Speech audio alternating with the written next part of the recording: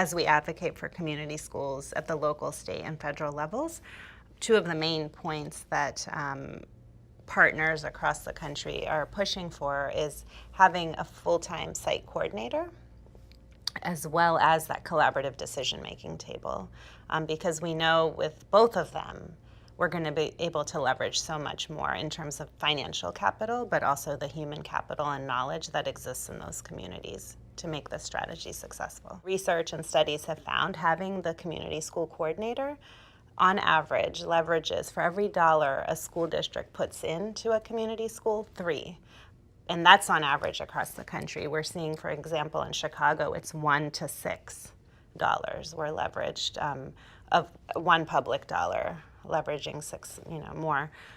In Cincinnati, it's 1 to 16, right? So it's that one person who can really help make more effective the assets and resources in a school.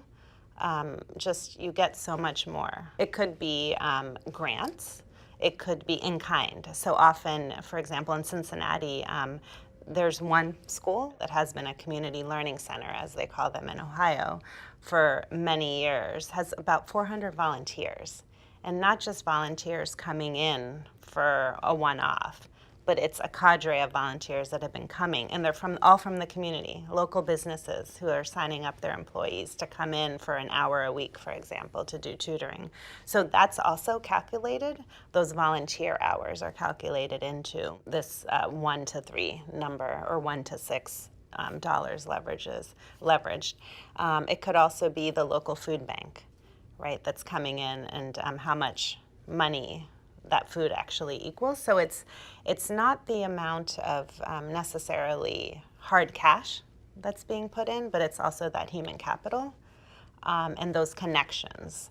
So the local hospital is connected, the institutions of higher ed, and the hours that their students might be working with a particular school are also counted in on this.